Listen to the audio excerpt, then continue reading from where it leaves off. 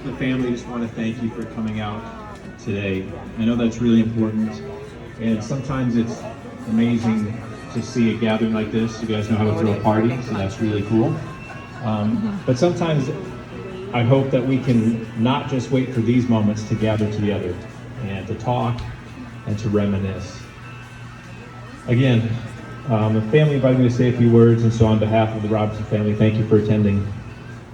Some of the pastors who had ministered to Kyle over the last couple weeks could not make it here today, so they asked me to say a few words. And I know there's a lot of different type of people in the room today, and whatever beliefs you hold, whether you're a person of faith or no faith, or you're not sure, that's okay, because it doesn't matter. All of us, at some point, will be faced with the reality of death. And death's a part of life. We celebrate beginnings and endings, and even new beginnings. And so that's something we all hold in common. We all know that someday it's coming. But even though we know it's coming, it doesn't make it any easier. And it can be very difficult when we face loss and death. So at times like this, I like to ask people, what can we learn about life when we experience loss? When faced with the reality of death, how can you and I respond? Today's response is to have a party. That's a good response, right? That's an appropriate response, to have a party in the memory of Kyle Robertson. And so that's what we're here to do. But for just a few moments, we're going to do some reflection. We're going to remember and honor Kyle and have a few laughs. So in Kyle's obituary, it said that he was loved by family and extended family and many good friends. A lot of them present here today. He was known for his outgoing personality and his playful sarcasm. Oh, yeah. I got an amen on that one, right? Oh, yeah. He was an avid sports fan who loved classic cars and rock and roll. Thus the band today. He especially enjoyed good food and spending time with family and friends. So for Kyle and all of us here, there are a lot of things in life that we can and should treasure and enjoy. Sometimes they're simple things, sometimes they're really grand. For Kyle, some of the things he enjoyed, and I got to hear this from family members yesterday, was his childhood, when life was simple. Don't you wish life was simple again? You could stay out late, ride bikes, stay out till the street lights came on. You didn't have to worry about all the things kids have to worry about today. He spent a lot of time at favorite places growing up in the Boston area. Or sometimes it's about enjoying something as simple as a loyal family pet.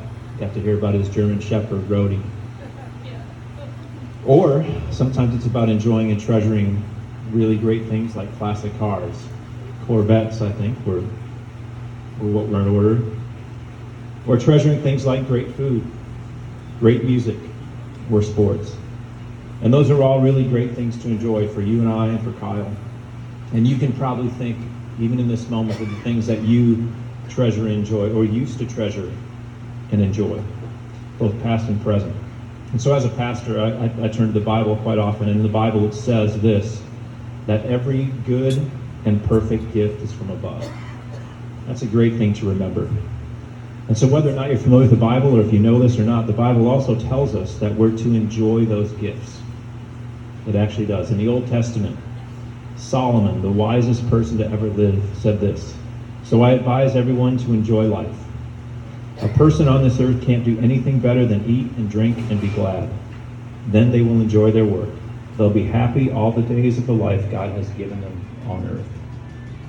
And then in the New Testament, Jesus said this. He was describing himself as a good shepherd because he was talking to people who knew sheep, right? I don't know if anybody knows anything about sheep, but those people, when he was speaking, knew stuff about sheep. And so Jesus said, "I'm the good shepherd." He said, the sheep will come in and go out. And so he's talking about a gate. Jesus is going to watch over them and protect them. But here's what he said. He said, "And they will find plenty of food. I have come so they may have life. I want them to have it in the fullest possible way." That's what life's about. That's what God meant for our lives to be. Life is meant to be enjoyed. Life is meant to also be precious. And so at times like this, it's common for all of us to ask questions, to kind of say, what is most important in life? What really matters most in life? And when I sat and listened as Carol and her sisters reflected on a few stories about Kyle's life, there was something that stood out. Actually, there's a lot of things that stood out. There was a lot of crazy stories. I see you over there going, oh my gosh, what's he going to talk about? Don't tell all of them. I won't tell them all. I'll save that for all of you.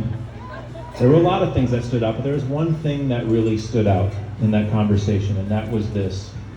It was unmistakable that people and family mattered to Kyle. Kyle loved his family.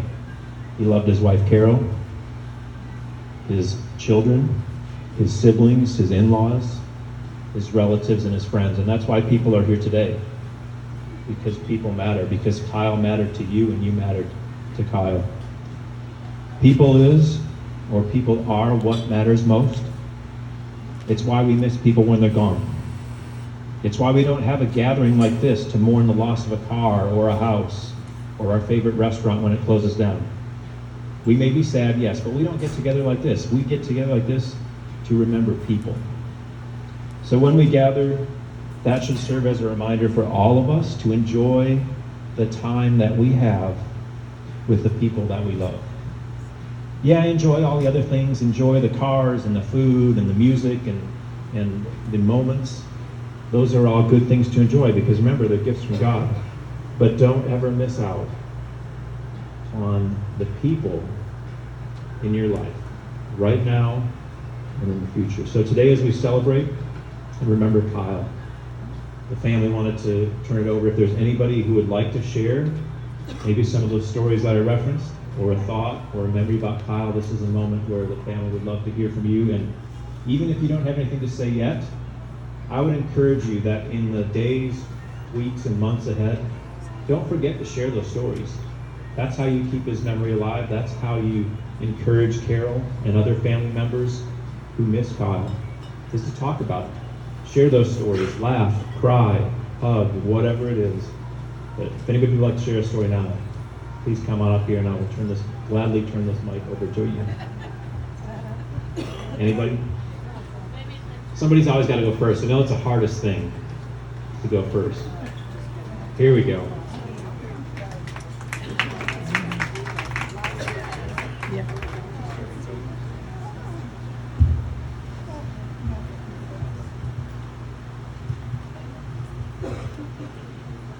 I met Kyle and Carol about 27 years ago, and we have been such good friends. She's looking at me. We're partners in crime.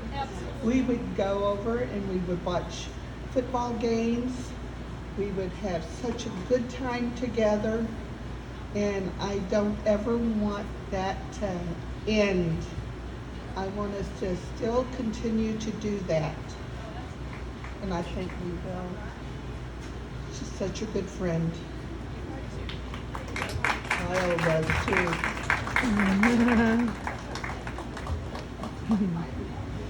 So that wasn't so hard. Anybody else? Don't make me share those stories. Come on. How you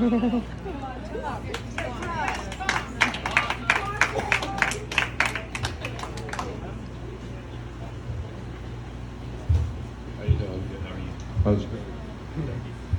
We try and do this without any tears, but you know, I worked with Kyle for 17 years. And that guy, man, I tell you, I learned so much from him. and we got along so well because I knew some things that he wasn't familiar with because he just did transmissions, man. That's what he did. He knew them in and out too. He was amazing. I learned so much from him that from the old school, you know, and because cars have changed so much from old school to all this technology, and we were right in the middle of it, and both of us trying to figure these things out. We worked good together. We did. I got this one little story about a customer we had, and let me tell you, this is so funny. Well, his name was Marty. He was a really good guy, and he was a postal worker. He did his car work time, passed by the shop all the time, going back to the post office, and they'd stop in to get his car fixed. So anyway, as we talked to this guy, and when he leaves, Kyle goes, I think he's one of those guys. What do you mean, Kyle? Come on, you know? And so he brings his car back. We're working on it and everything, and I have it up in the air. And I'm working on it, and the guy comes in. He goes, "I need to get a couple things out of the car if I could." Oh, okay, no problem. Kyle comes over and we let the car down, and he gets in there and he pulls out some high heels and a dress. And I was like, me and Kyle looked at each other and went, "We knew it. We knew it." Anyway, he ended up being just a cross-dresser that dances and everything, and it was pretty cool, and he invited us to come and see him. And Carol goes, we thought about it, we were going to go, but, so he called to find out, me and Kyle were sitting in the office this next day, and the phone rings, and Kyle goes, "Oh, it's Marty." And I go, "Oh yeah, he's calling about his car, okay." So Kyle answers the phone. "Kyle's tranny, pay out the fanny." And we both started laughing. We knew it was Marty, so it was just so funny.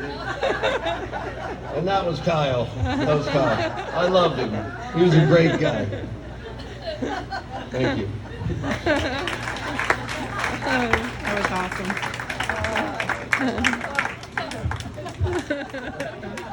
Who's next? Oh my God, that was funny. As hard as that will be to top, I'm pretty sure there's plenty of stories that you could share.